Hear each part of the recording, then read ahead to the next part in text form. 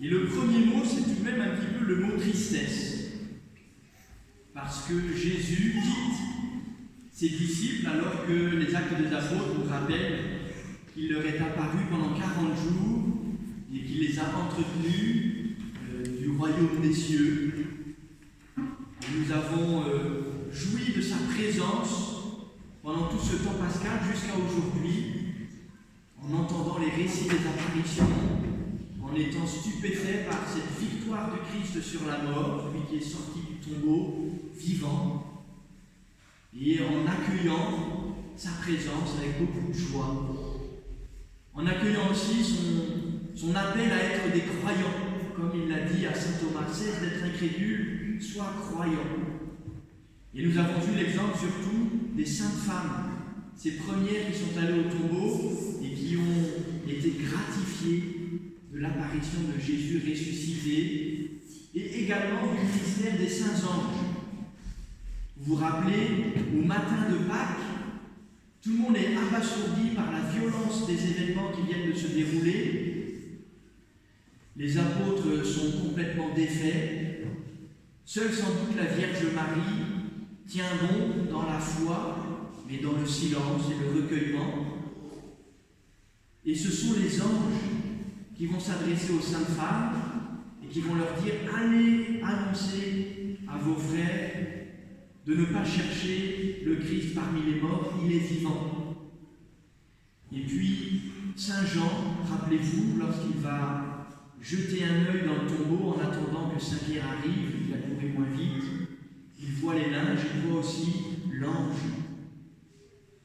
Et aujourd'hui, nous avons à nouveau ces deux anges qui viennent s'adresser aux disciples pour un petit peu les réveiller de la torpeur dans laquelle ils ont été plongés au spectacle de l'ascension de Jésus.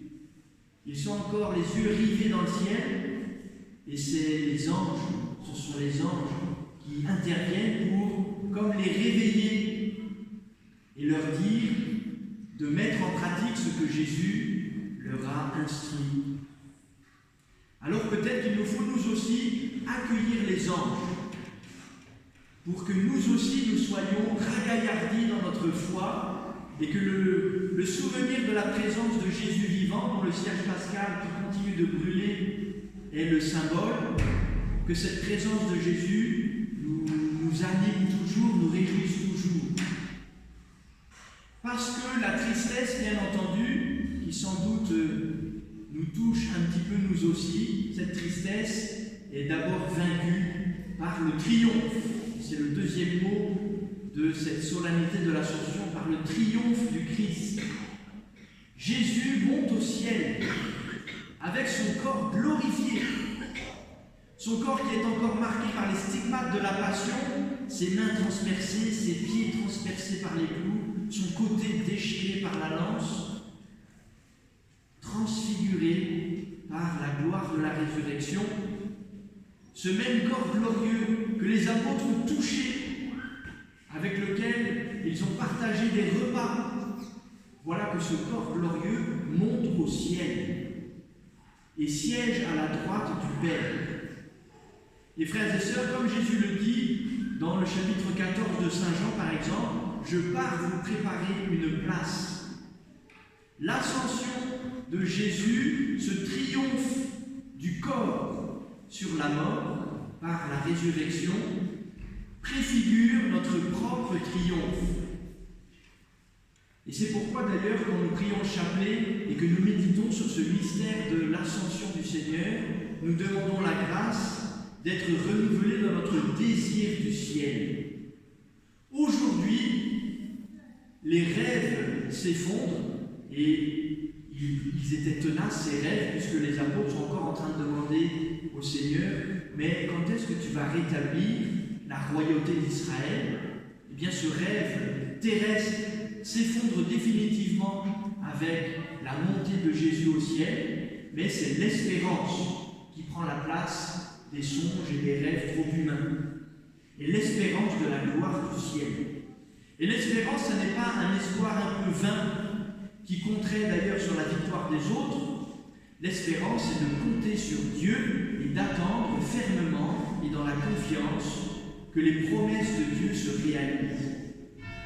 Et Jésus réalise aujourd'hui cette promesse que nous sommes faits pour la vie éternelle, non seulement pour notre âme, mais même avec notre corps. Alors, frères et sœurs, que le triomphe du Christ aujourd'hui, qui monte au ciel parmi les acclamations et au son du corps, comme le chante le psaume, que ce triomphe du Christ nous réjouisse et nous affermisse dans l'espérance du ciel pour nous-mêmes. D'ici là, le Seigneur nous laisse des instructions. Et les Actes des Apôtres font état de ce temps que le Seigneur a pris pour laisser des instructions à ses apôtres. L'évangélisation ne s'improvise pas. Et même si avec les instructions, le Seigneur fait également une promesse, cette promesse de l'Esprit Saint, ça n'est pas l'Esprit Saint qui va travailler à notre place. Bien sûr que sans l'Esprit Saint, nous ne pourrons pas être missionnaires de Jésus ressuscité. Et les apôtres en sont les premiers exemples. Mais néanmoins, il nous faut travailler et accueillir les instructions du Seigneur avec sérieux. Jésus a préparé son coup, on pourrait dire. Et il continue de le faire dans la mesure où nous sommes à l'écoute de ses instructions. Alors, frères et sœurs, peut-être que cette fête de l'Ascension est un appel à ce que nous prenions nos responsabilités. Le Christ est monté au ciel, il nous y précède, et il compte sur notre docilité à son enseignement pour que nous le mettions en pratique. Non seulement dans notre vie personnelle, dans notre croissance spirituelle personnelle, mais aussi dans l'annonce de l'Évangile. Et c'est très explicite dans le dernier chapitre de Saint Marc que nous venons de proclamer. Merci à toi-même qui l'a bien chanté. Allez proclamer l'Évangile à toute la création. Alors, frères et sœurs, tant mieux si ça vous inquiète un petit peu, ce mandat missionnaire du Seigneur. Mais comment faisons-nous pour annoncer l'Évangile à toute la création? Si nous sommes un peu préoccupés par cette mission, c'est qu'au moins nous l'entendons. Nous n'y sommes pas indifférents. Et frères et sœurs, c'est la grâce qu'il nous faut demander aujourd'hui. D'être un petit peu inquiets du salut du monde. Parce que nous avons notre part à y prendre. Je fais une petite parenthèse qui m'inquiète un petit peu ce matin. Je ne sais pas vous, mais moi j'ai entendu la sono qui venait de la mosquée. Ce qui fait que la fin du ramadan, nos amis musulmans. C'est quand même incroyable. À mes yeux aujourd'hui, à 7h du matin, on entend la sono qui vient de la mosquée en arabe et qui prêche je ne sais quoi. Je ne comprends pas bien l'arabe. Et nous avons la mission de proclamer l'Évangile à la création tout entière. Est-ce qu'à mes yeux, on entend l'Évangile? Alors il ne s'agit pas de faire une ramdam comme n'importe quel sono, mais il s'agit que nous soyons témoins de Jésus ressuscité. Et nous avons les responsabilités à assumer. Alors, frères et sœurs, prenons au sérieux ce mandat missionnaire du Christ qui aujourd'hui nous le donne de manière non seulement précise et éloquente, mais explicite et impérative. Et le Seigneur nous fait une promesse, l'Esprit Saint.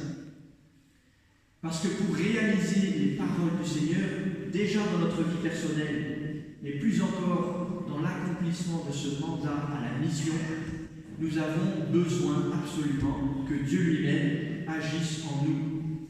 Et c'est l'œuvre de l'Esprit Saint. Et c'est pourquoi j'aurais envie de souffler sur la bougie du cierge pascal pour nous faire sentir la tristesse de l'absence physique du Seigneur et en même temps creuser en nous le désir que cette flamme se rallume, moyennant le feu de l'Esprit Saint que le Seigneur nous a promis d'envoyer auprès de son Père. Frères et sœurs, supplions avec beaucoup d'implications spirituelles pendant cette neuvaine qui s'ouvre aujourd'hui, supplions le Seigneur qu'il dispose nos cœurs à ce que l'effusion de l'Esprit Saint nous renouvelle. Parce que les apôtres étaient apeurés et enfermés au cénacle, et à partir du moment où ils ont reçu le feu de l'Esprit Saint, ils sont sortis et ils ont proclamé l'Évangile. Et depuis leur ministère, voilà que nous sommes ici, nous aussi, à proclamer l'Évangile et à essayer de le mettre en pratique. Alors faisons de cette neuvaine jusqu'à la Pentecôte une grande prière pour nous-mêmes et pour toute l'Église, et pour la paroisse et pour la ville de Mézieux. Que l'Esprit Saint nous renouvelle, nous affermisse, nous fortifie, nous réjouisse et nous rende témoins de Jésus ressuscité.